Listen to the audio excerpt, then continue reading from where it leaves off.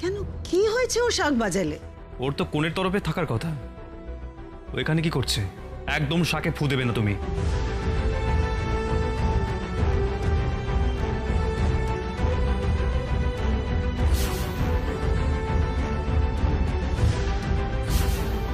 আমাকে আপনি বাঁচিয়ে দিলেন তৃপ্তবাবু। এই কেটে যাওয়া হাতে তো আমি কিছুতেই শাকটা ভালো করে ধরতে পারছিলাম না, বাজাতেমই বা কি করে আমি। তার চেয়ে বরং আমি যখন বিয়ে করতে আসবো, ও বরং কোণের তরফে হয়ে আমাকে বরণ করবে।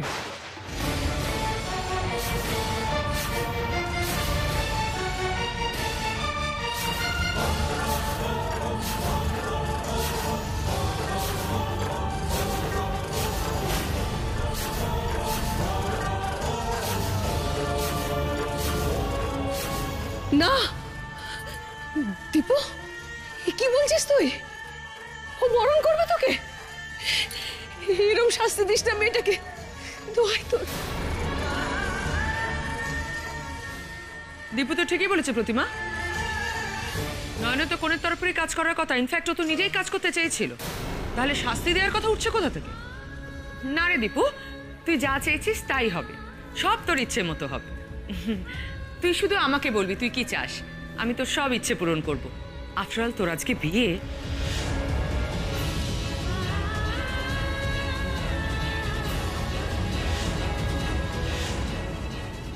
আচ্ছা প্রতিমা, বাধা দেওয়া ছাড়া তোমার আর কোনো কাজ নেই, তাই না?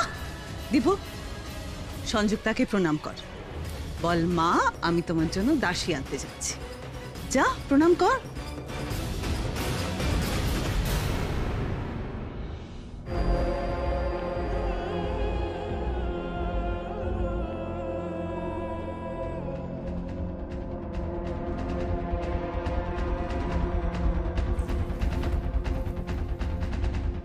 আমি এটা বলতে পারবো না পিসিমণি।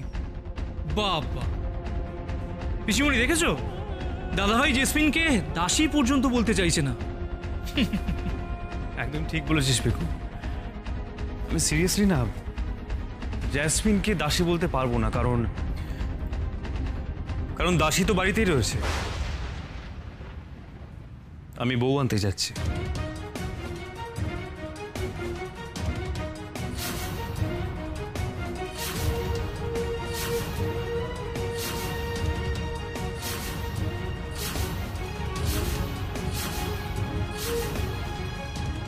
পিকু যা, তোর দাদাভাইকে নিয়ে বেরিয়ে পড়।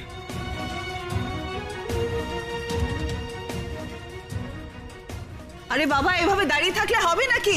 দাও দেখি, তাড়াতাড়ি সব করতে হবে তো। পিকু যা, উপর থেকে টোপরটা নিয়ে আয়। এই তো যাচ্ছি পিসিমণি খুলে। এই রঙ্গনা, রঙ্গনা তুমি যাও না, টোপরা মালাটাকে নিয়ে এসো না। পিসিমণি শোনো না, তুমি একটা কাজ করো, এগুলো দাও আমাকে। হ্যাঁ এনে ধর।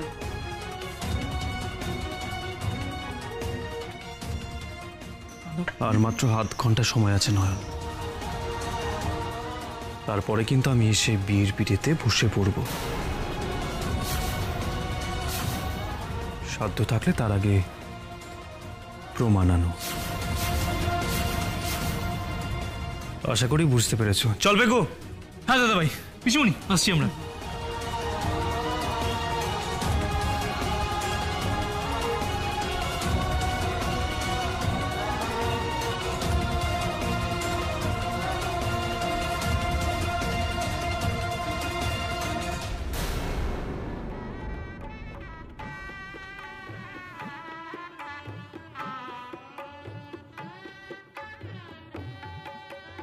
এতে শান্তি হয়েছে তো? প্রথমে তোমাকে জোর করে এখানে আনলো, দাদাভাই বিয়ে করতে যাচ্ছে সেটা দেখতে বাধ্য করলো। আই হোপ এইবার ওদের শান্তি হয়েছে। সত্যি মানুষ যে এত নিষ্ঠুর হতে পারে সেটা এদের দেখলে আমি জাস্ট ভাবতে পারছি না। ভাই ভাই, হাতে আর মাত্র আধ ঘন্টা সময় আছে ভাই। আধ ঘন্টা মানে? হ্যাঁ, আপনি এদিকে আসুন, আপনার সাথে আমার জরুরি কথা আছে। আসুন। হ্যাঁ মানে ভাই ভাই উনি মন্দিরে যাওয়ার সময় বললেন যে আমি আধ ঘন্টার মধ্যে যদি প্রমাণ জোগাড় করতে পারি তাহলে হয়তো বিয়েটা আটকানো যেতে পারে। আধ ঘন্টায় প্রমাণ জোগাড় হয়ে যাবে? আচ্ছা আচ্ছা আপনি একটু পুলিশ বাবুকে ফোন করে দেখুন না যদি ওনাকে পাওয়া যায়। আচ্ছা আচ্ছা ঠিক আছে দাঁড়াও দেখছি।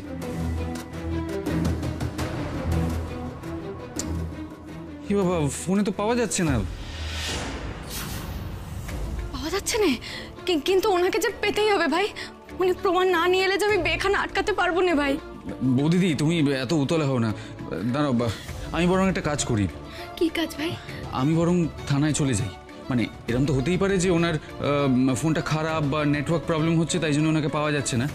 আর আমি একেবারে সরাসরি গিয়ে কথা বলি, আর রিপোর্টটা ওনার হাতে চলে এলে আমি সেটাকে নিয়ে চলে। হ্যাঁ সেটাই ভালো হবে। আর ততক্ষণ তুমি এক কাজ করো, তুমি তরুণবাবুকে ফোনে ট্রাই করতে থাকো। এই ফোনটা ধরো। হ্যাঁ এই দেখো, এইভাবে ফোন করতে হয়, ঠিক আছে? আর এইভাবে কেটে দিতে হয়, ঠিক আছে? তুমি তরুণবাবুকে ফোন করতে থাকো, যদি পাওয়া যায় বাই চান্স। হ্যাঁ তাহলে এইখানে ধরতে হয় আর এইটা দিয়ে কাটতে হয়, তাই তো? একদম গুড, এই তো শিখে গেছো। আচ্ছা আমি চললাম। হ্যাঁ হ্যাঁ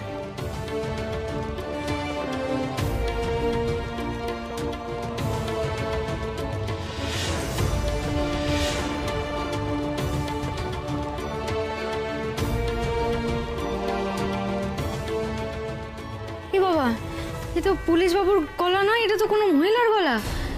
তাহলে আরেকবার চেষ্টা করি।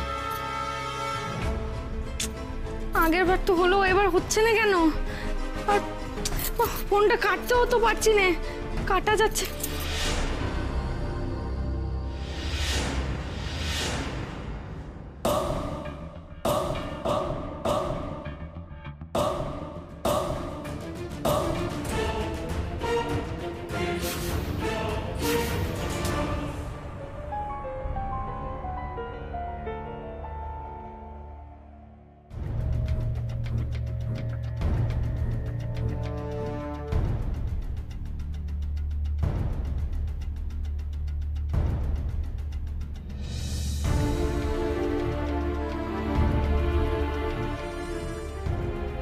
দাদা ভাই, দাদা ভাই, নেমে আয়, আয় আয়।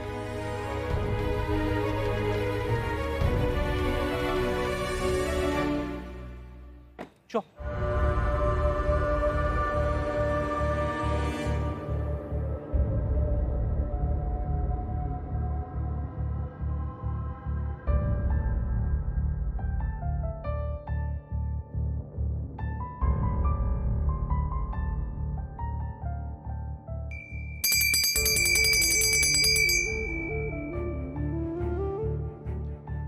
ঠাকুরমশাই, আমরা পুজো দিতে এসেছি। এসো বাবারা, এসো। দাদা ভাই, ঠাকুরমশাইয়ের হাতে থালাটা দে। কি হলো দাদা ভাই? দাদা ভাই, থালাটা ঠাকুরমশাইয়ের হাতে দে। দে ঠাকুরমশাইকে এটা।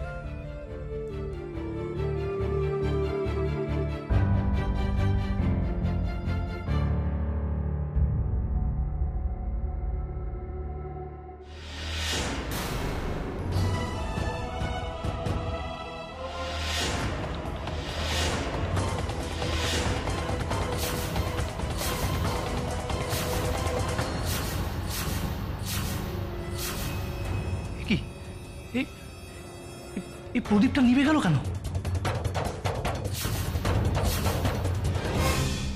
প্রমাণ খুঁজছো নয়ন? প্রমাণ? ইনি আবার এই সময় কোত্থেকে এলেন? তার মানে এখন নিজেই ফোন করে প্রমাণ খুঁজছো? বাবা, তোমার তো প্রমাণ খোঁজার বেশ তাড়া দেখছি। কাকে ফোন করছিলে নয়?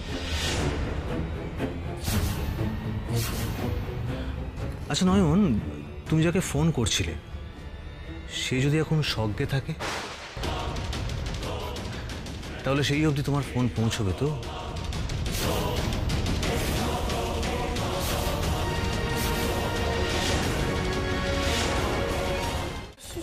সজ্ঞে থাকবে মানে? কি বলছেন আপনি? কার কথা মা বলছেন? বিশালাক্ষী, তোমার মা বিশালাক্ষী। উনি তো স্বর্গেই থাকেন নাকি?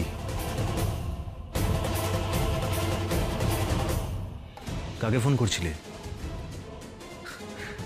মা বিশালাক্ষীকেই তো? আচ্ছা, তোমার কি মনে হয় তোমার মা বিশালাক্ষী স্বর্গ থেকে নেমে আসবেন জেসমিনের ভিড়টা ভাঙার জন্য?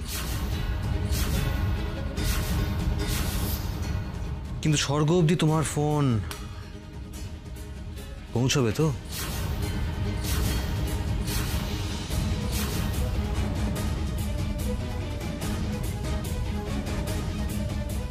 তোমার খেলা শেষ নয়ন। তুমি আর কোনোভাবেই এই বিয়ে আটকাতে পারবে না।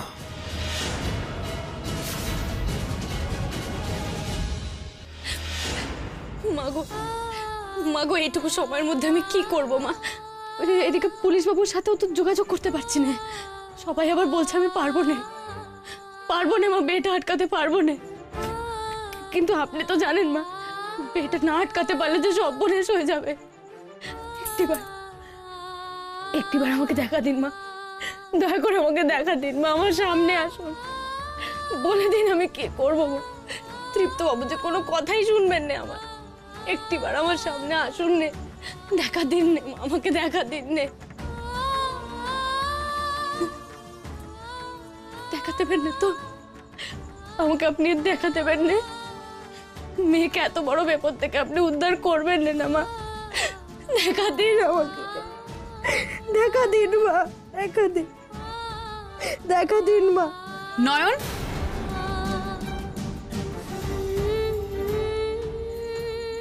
জেসমিন ম্যাডাম তোমাকে ডাকছে, চলো। কি হলো? চলো। তুমি দেরি করে যাবে, ওদিকে জেসমিন ম্যাডাম আমাকে ঝাড়বেন। তোমার জন্য কিন্তু আমি বকা খেতে পারবো না বলে দিলাম। মাগো, একটিবার এসে আমায় এই বিপদ থেকে উদ্ধার করে যেতে পারতেন মা। তুমি যাবে না তো বলে দাও, আমি গিয়ে ম্যাডামকে বলে দিচ্ছি। যাচ্ছি।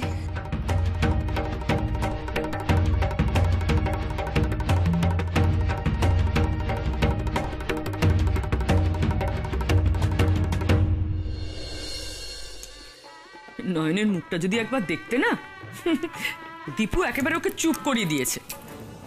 আরে দীপু ওর প্রতি সিম্প্যাথেটিক, আমি আগেই বলেছি। ও তো দীপুর ভরসা উঠছিল, কি না কি ভেবে বসছিল। দীপু খুব ক্লাস কনসিয়াস, আমি জানি। এক্স্যাক্টলি, সেই জন্যই তো ওকে আমার এত পছন্দ। নয়নের মুখটা যদি দেখতে না, হাসি চেপে রাখতে পারতে না। জেসমিন দিদি আমাকে ডেকেছিলেন? না, একটু এদিকে এসো তো। উফ বাবা, এত গয়না পরানো যায় নাকি একা একা? হাঁপিয়ে উঠেছি। নাও, ওকে গয়নাগুলো পরিয়ে দাও তো, ধরো। আমি পরাবো? কেন, আপত্তি আছে? তোমার তো আজ ওরই খেদমত খাটার কথা। দীপু বলল মনে নেই? তুমি কোনে পক্ষের হয়ে কাজ করবে, ধরো।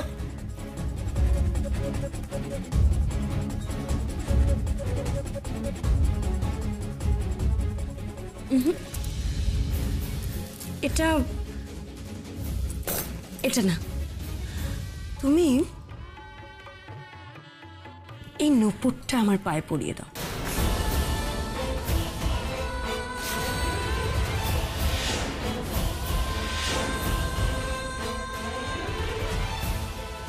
যার জায়গা যেখানে।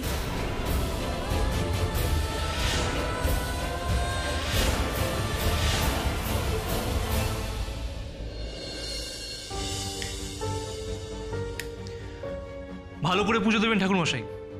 আজ আমার দাদাভাইয়ের বিয়ে, ওদেরকে প্রাণ ভরে আশীর্বাদ করুন যেন ওরা সুখী হয়।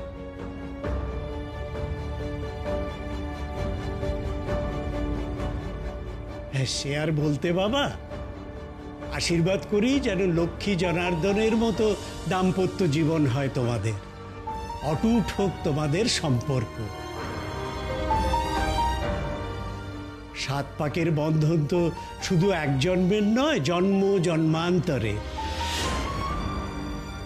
যুগে যুগে, জন্ম জন্মান্তরে যুগল মিলন হোক।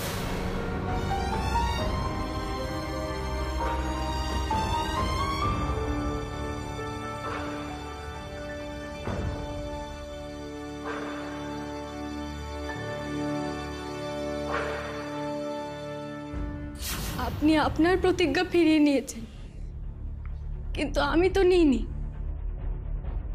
এই বিয়েটা আসল নয়, সেটা যেমন আপনার কাছে সত্যি, আমার কাছে সত্যি এই সিঁদুর। আপনি যে সিঁদুর আমার সিঁথিতে পরিয়েছেন তা আমি এই জীবনে মুছতে পারবো না দীপ্তবাবু, শত চেষ্টা করলেও পারবো না।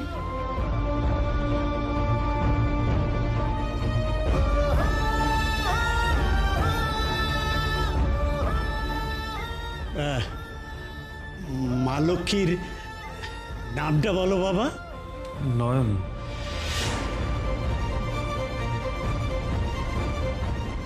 ত্রিনয়নী।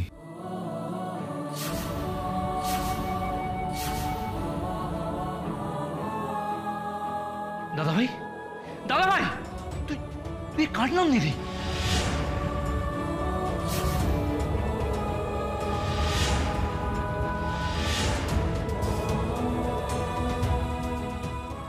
নয়নের নাম বলে ফেললাম।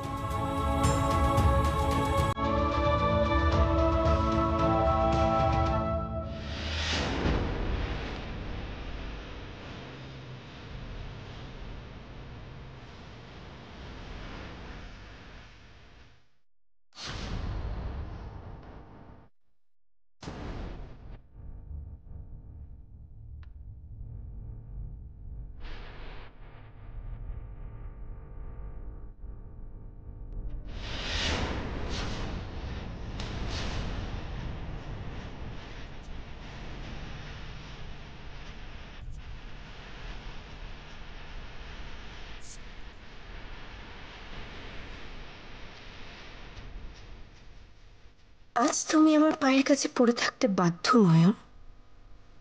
আর তো কিচ্ছু করার নেই তোমার, কিচ্ছু না।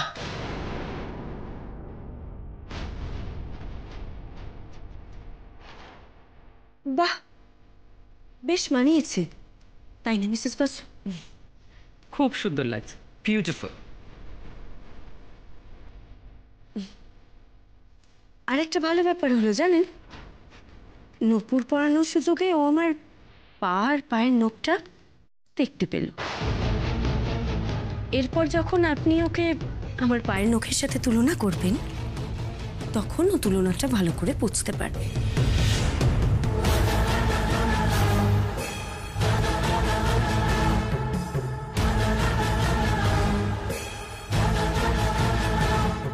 এটা দারুণ বলেছো জাসমিন, জাস্ট অসম।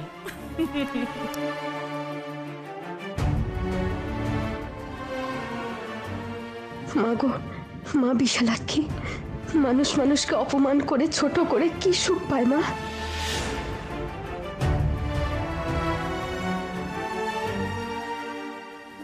নাও তোমার শাড়ি। বরকে বরণ করার সুযোগ পাচ্ছে কাজের বউ। কোনোদিনও শুনেছ নয়ন মনিব এত উদার? আসলে কি বলতো, আমার না মনটা বরাবরই বড়।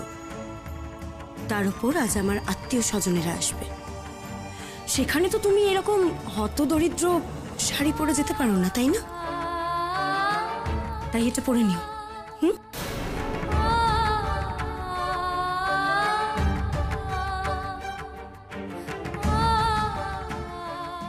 না জেসমিন দিদি, আমি এই শাড়ি পরে না, এই শাড়ি পরে নয়। তোমার তো মান সম্মানের বালাই নেই, মনিবের পায়ের কাছে পড়ে থাকো।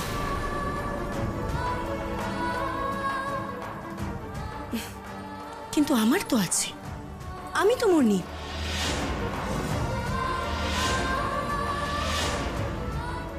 তুমি এইভাবে সবার সামনে গেলে আমাদেরই সম্মান নষ্ট হবে।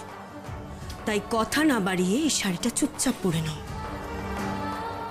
আর যদি এই শাড়ি না পরো, তাহলে তোমার কপালে অশেষ দুঃখ আছে নয়ন। নাও নাও, শেষবারের মতো শাড়ি, সিঁথিতে সিঁদুর, কপালের টিপ পরে এই স্ত্রী সেজে নাও। কারণ এটাই তো তোমার শেষ সাজা, এই স্ত্রী। কারণ এরপর দীপু বউ নিয়ে চৌকাঠের এদিকে আসবে, আর তুমি চৌকাঠের বাইরে।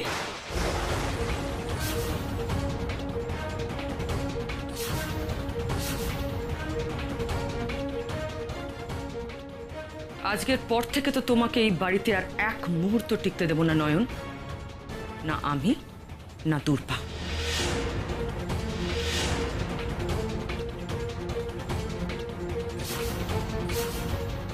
বরণ শেষে চৌকাঠের ওই পারেই তোমার জায়গা। আর যদি না যাও তাহলে ঘর ধাক্কা দিয়ে বাড়ি থেকে তোমাকে আমি বার করে দেবো।